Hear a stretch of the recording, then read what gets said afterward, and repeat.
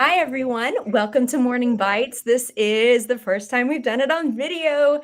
This is Morning Bites with Stu, Violet, and Jason, and our wonderful guest, Judy Selby, the queen of LinkedIn forever and ever. This is a show where we have just 30 minutes to talk about the most important cybersecurity and privacy topics, or cyber insurance, or AI, that are happening right now. So we focus on the news, not the old. In fact, we're going to try to not say one word specifically this time. And a few reminders and house words. I'll put a buzzer, Stu, if you say the word. A few reminders and house rules. These are our views, our opinions, and not that of our companies. They are solely our own. And we only have 30 minutes. So we're just dropping knowledge bombs. There's no sales. We're not here for sales pitches. Oh, I realize with LinkedIn video, we're not going to have that problem. But even comments, we're here for knowledge bombs. We're not here for sales. And we will keep it brief. So we're going to start off with, we say news or concepts are what we start off with. And Jason's going to start us off this week with, what do you got, Jason? So I read something. I think it was earlier this week, that I never knew existed, and it's slightly terrifying, slightly sad, and I'm very curious if anyone else has heard about this or have seen it firsthand. So it's something called obituary scams, right? And so basically, what's starting to happen now is you have these scammers who are using AI to find any news that is going on, or even just positive news, bad news, whatever, and create a fake obituary for somebody, and then post that online. And they're doing this to try to get ad revenue. It's super simple, but just crazy to me. So, has anyone heard of that? Jason, I've fallen for these. Like this, I Have you am a really? victim of obituary scamming. I knew someone, right, extended person that passed away, and I was trying to find out information, and I found the original, like a law firm obituary, like a realistic reason. It had a paragraph, and I was like, oh, I want more than this paragraph. And then I go clicking. I probably gave him 15 clicks because they took that paragraph and then they made it flowery in different ways on all these fake websites. And I was like, this is all AI generated obituaries. It's insane. And I mean, it's so simple now too, because you can set up a listener and just like take any news. The article that I was reading was basically saying there was an announcement about a new company and it listed the founder's name in there, and then that founder started receiving calls the next day saying, "Hey, are you okay? Like, why are you answering the phone?" There was an article that was saying that him and his wife died in a car accident. Oh, wait, they weren't dead? Like, They weren't dead. No, they weren't dead at all. Oh my God. Yeah. So I mean, you have the example where there was What does somebody it who was direct you to like a crowdfunding type It, of website, or it what is looks it? like the websites where the janky news, like, when you go janky news and you see people's like toes in the right hand corner, like some kind of weird ads, like that's the kind of thing that I was clicking on, not the You were toes. going deep for it. Well, as usual, I'm learning this first from Jason. So we cover all the things here. We cover all the things. But so it's interesting because, right now there's this surge in malvertising that's happening, and ransomware actors are using this. And so they'll take out ads and try to get people to download software that looks legitimate, but it's actually malicious, and that'll install malware and somebody can get in. And so I don't know, for me, like, this is fascinating because you just have all these like random ways that these scammers can try to make money. And like this one in particular, I don't want to say it's an innocent thing, right? It's not victimless per se, but it's a lot more tame than some of the attacks that we're used to. But they might get a couple cents on these clicks. So Violet, even 15 clicks, you might have made somebody 20 cents here, right? But you get that to add up over time, and you have this auto generated with AI. I mean, I don't know how much money they can be pulling in, but it's not going to be a small amount just by automating obituaries. It's crazy to me. And the risk is a domain, like an annual domain subscription, right? Like it's the risk is minimal. That's related to the SEO, search engine optimization scams. Also, very similar, where the threat actor sets up malicious sites and for like where to travel, the best travel, or just combinations of commonly searched for things, and then that's just a scrape to get your credentials or whatever information you'll present. A lot of times it's just for the clicks, right? And then, Well, I it's mean, based on the curiosity, like, right? All phishing messages are like urgency, curiosity, dumbass. Sorry, not that one. What other ones? Like, yes, I need to know what the top 10 1980s cartoons were immediately. basically every BuzzFeed article. Yes, right. So that's what I Very got this good. week. Love a good scam. So I'll give you all also a hint that sometimes to make this even more fun for all of us, we don't usually look up ours the day before or do a whole bunch of prep work. Also, this makes it so that we can come on here. And I say that because I have like half of a thing typed in the search because I know what story I want, but I'm not sure all of the things that I want to say about it. So Judy, do you have something or do you want to go with my half researched story? Yeah, let's go with yours. That's very intriguing, Violet, the way you teed that up. Well, maybe you can fill in the gaps. NCFTA is a body, to my knowledge, the easiest way to say is like the CVEs that come out, they all have to be validated, right? So if they are a CVE, they're validated. And the body that validates them is the NCFTA, validates these and gets them over to CVE. I'm going to interrupt you for our sake of our audience who I don't know is out there. What's a CVE? Oh, great question. Judy, would you like to say what a CVE is? No, thank you. Jason? So it's basically a unique identifier for a vulnerability. So when a new vulnerability comes out, it is a way that you can tag it. And so typically it's going to be the year and then a number that adds up over time. And so it's a number you'll never remember unless it becomes really popular, but it's a good way to classify it. This is why you're the Teach Me Cyber guy. Because you can break it down. I was not going to be able to break it down. That's why I tried to punt it. And this, I mean, again, I'm telling this in like Violet language, not tech language. So maybe Jason, you can help translate. Is months ago there was a news story, okay, and then there's a news story. I'm going to touch on both. Months ago there was a news story that said, "Hey, we are actually 11,000 submitted vulnerabilities behind validating." So what I see that as is we have all of these that we alert people on, and these CVEs, these vulnerabilities that are named, right? It's a unique number and identifier. That's what goes into things that we scan for, right? We're scanning and looking to see if any of these holes exist. If it's not named, we can't really look for it, right? So there's 11,000 backlog of people that are, good guy hackers saying, "Hey, we've seen this. You should investigate it." I'm sure there's a pathway and all that kind of stuff to submit it. And early this summer, they said, "Well, we don't have any money, so we're really behind." They cut budget last year to this group, and that's the reason they're behind. So then they hired another firm to try to catch up, and they said, "We'll be caught up by September." There's a new news story that's like we're even more behind. So I am terrified that there's like this huge bunch of unnamed, unidentified, what I call proof of concepts, that we don't have the people. And this isn't just a US problem, because globally, I mean, I know that there's other structures of identifiers in other regions, but I'm kind of terrified that globally there's a lot that people have tried to put forward and we can't get fast enough through the validation process to get to scam for these. And so this is something that earlier this year, all the security nerds were freaking out about. Oh, dispel my myth. You always do this. You always like, "Violet, sound a bit." No, so what I didn't realize, this is like, people knew that there was a backlog that's starting. I didn't realize that they just came out and said it's worse than it was, right? So it's like it went from bad to worse. But the crazy thing for me, and I was pulling up something that I was reading this morning because you prompted me for this. So I'm going to give them credit. Qualys released a report, and they said that in 2024 so far, there was 23,313 CVEs that were released. So 22,000, say, right? But of those 22,000, only 204 of those were vulnerabilities that were weaponized with exploit code, right? So we're like talking 1%. Needle in a haystack. Yeah. Yeah. And so, I mean, this is the problem, right? There's all these vulnerabilities that are out there, but how do you know which one is the one that matters, right? So like, I don't know what the backlog was that you read there, right? And how many tens of thousands. maybe there's a handful in there.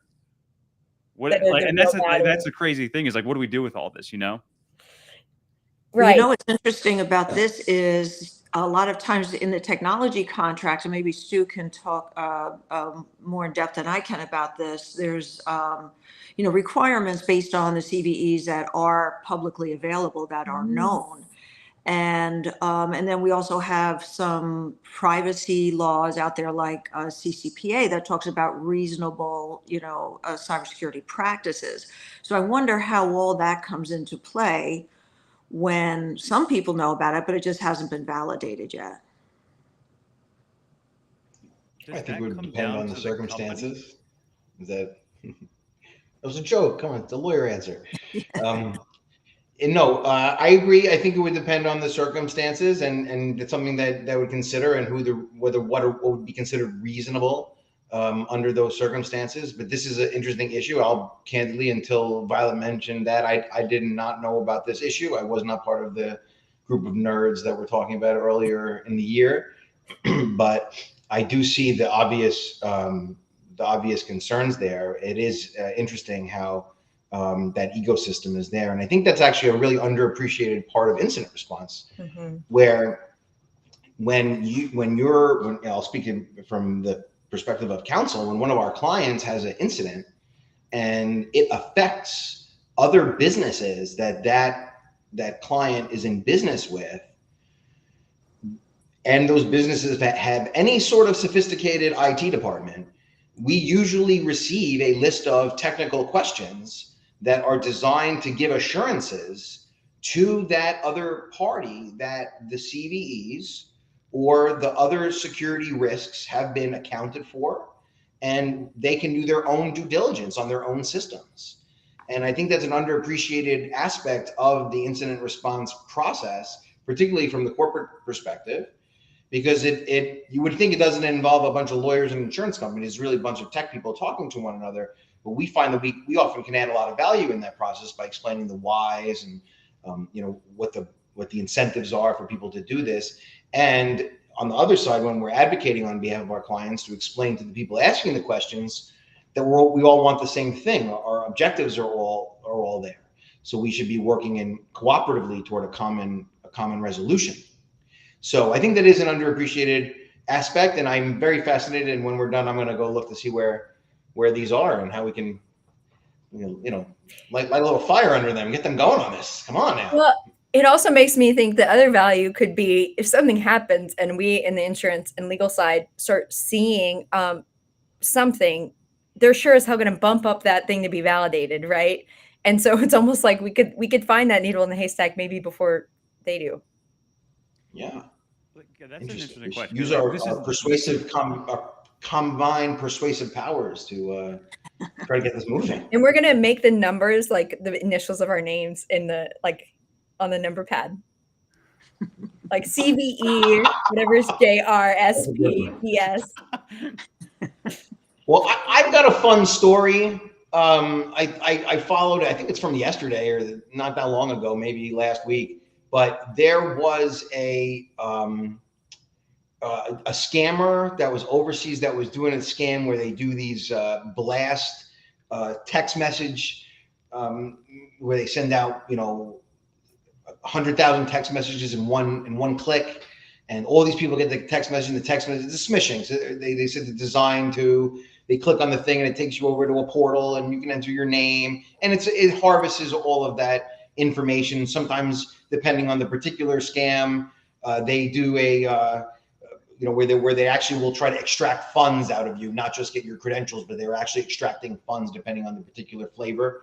Well, they sent one of these emails to a guy who happened to be a cybersecurity red team specialist.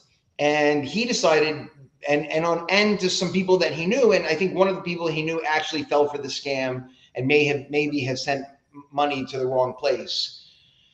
So he felt a sense of vigilante justice. Is that what you were going to say? Justice, yes, to see what he can do, and very quickly was able to trace back the campaign, the SMS campaign, to some Chinese entity.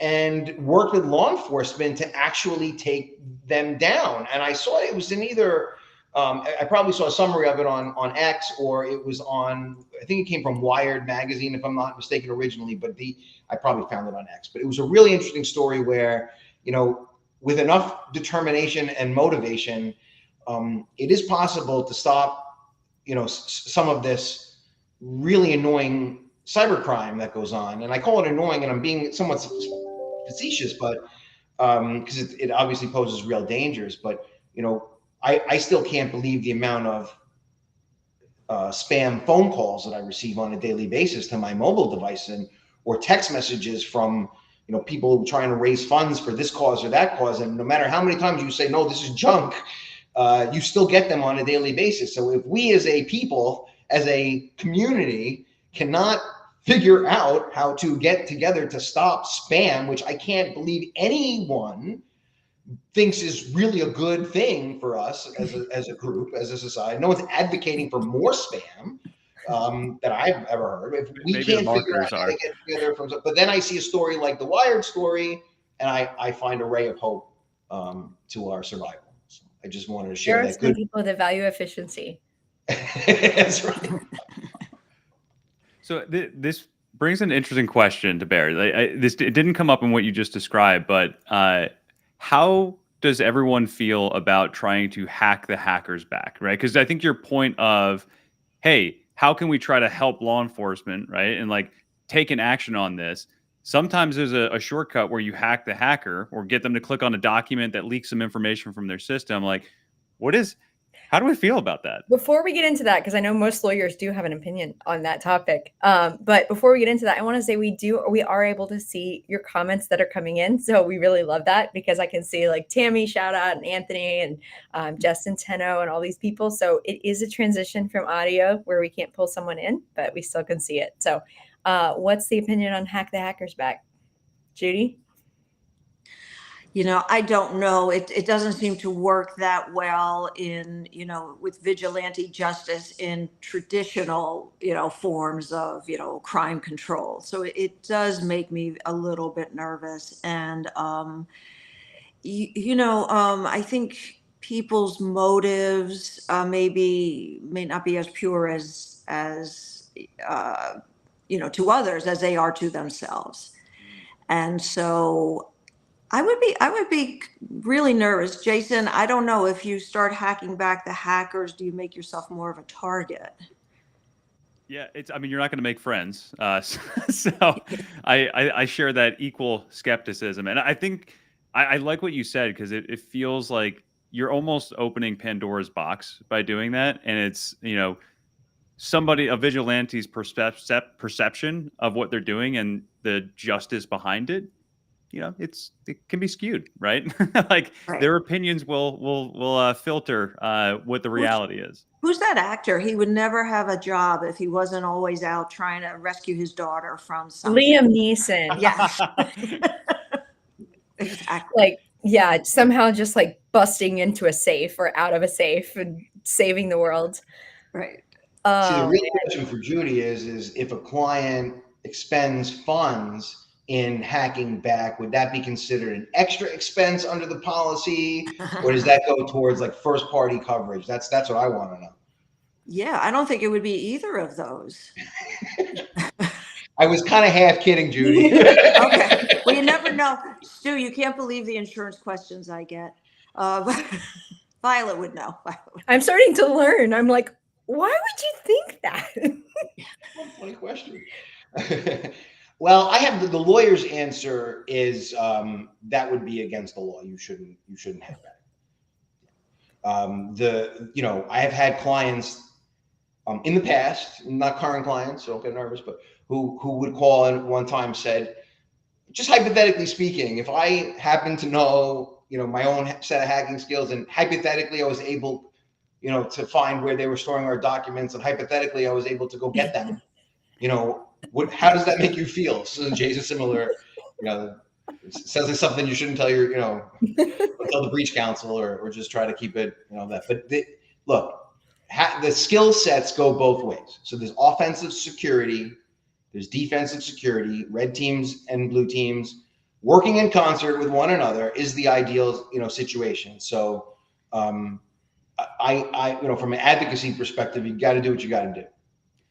So I mean, I can remember fondly many times in my incident response career where the attackers would install a keylogger and then they would log their own credentials to they're logging into their own systems. And like this is a question that came up every time, and I always defaulted to this is law enforcement's job. Like I don't want to impede a law enforcement investigation. I don't need like any extra noise being added in that's going to make their job harder. And so like that was an instance where it's just like immediately send that over to law enforcement, let them do their job, and we'll stay out of it. This discussion is making me think about the bounty hunters. Any thoughts on how to deal with them? You mean the bug bounties? Bug bounty. The bug bounties. Well, I'm a huge believer in bug bounty programs and vulnerability disclosure programs. We do draft those for our clients, not advertising, but just from a educational perspective. When we meet SaaS companies or other software developers or anyone that's got a website that's interactive,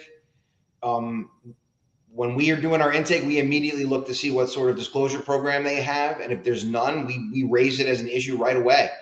The best way to deal with white hat and certified ethical hackers is to have a program that provides a methodology for those hackers to follow to disclose lawfully and confidentially any vulnerability that gets discovered out in the wild. And if the company's willing to offer a bounty, that's great also. A different set of terms and conditions would apply, of course, but you have to have a program, I believe. I'm just, a communication protocol, right? Like you need a protocol to get the escalation to the right people. So then it can go to the government and they can not verify it for months and be backlogged. I like how you did that. That was well done. You circled it back there. No, Judy, that's the answer is that you do it by having a process in place for the white hat or the certified ethical hacker to follow.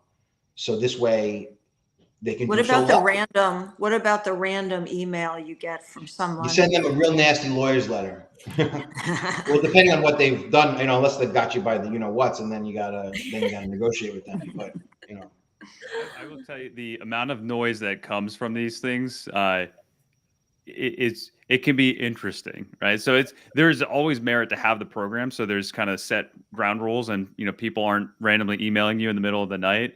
But it's really interesting to see how, and some of this too is there are services you can go to that will help do this for you, and kind of like set you up with bounty hunters, if you will, to like proactively test against it. A lot of times what you see though is, and it's not surprising, is you're just going to have like a bunch of random people who are going to run a scan across the internet and then send you information that's not accurate. And so it's good to have the internal processes too, is how do you respond to that? How do you triage it so that it doesn't become like a massive alarm? And that's why I'd like to talk to Stu about these things. Cause like, how do you get that process in place, not only from the external side, but the internal side too? And Stu has seen this all the time. So it's like, make sure you're marrying the two together, because otherwise, like you're doing half the problem. I think that's why I love our group of like lawyer friends that are half in the tech world and half in the legal world, because I feel like cyber privacy attorneys are very adaptable, because we know, and everyone's saying like, don't harm innovation, like don't harm, don't make our life harder. And so we've had to, for so many years, be adaptable. But I do think it's, we have to figure. I'm just making the comment that I like hearing that from Stu too, because it shows kind of like that collaboration with the technical side. We do get calls from clients who get very upset. Like, we got contacted and this guy found an open port, or this guy found, and I said, well, did he demand money? Well, he's asking for money. Like, well, did he post it? Is he making any threats? Like, no, and then I'll look at the email and I'm like, he's following all the certified ethical hacker guidelines. Like, he's doing the right thing, or she's doing the right thing, saying, we found you're vulnerable. Like, you need to do something about this. If you want to reward me, that'd be great, but I'm letting you know so you can do something about this. So I'm like I said, I embrace that culture. I know certified ethical hackers. I'm friends with some of them, and it's a living. It's a so no, I think that it's a great question, and I We support have it. 5 minutes left, so we need to get to Judy's story.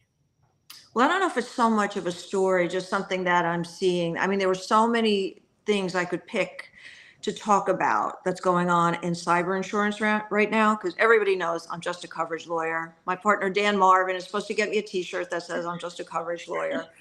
But something I'm seeing that's super interesting, I think, as an insurance geek, is this overlap between tech E&O coverage.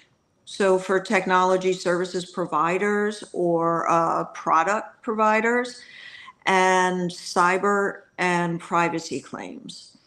And so from an underwriter's perspective, I would love to get into an underwriter's mindset and how they underwrite for this exposure. So let's say that you put a product out on the market, and that product is covertly collecting data.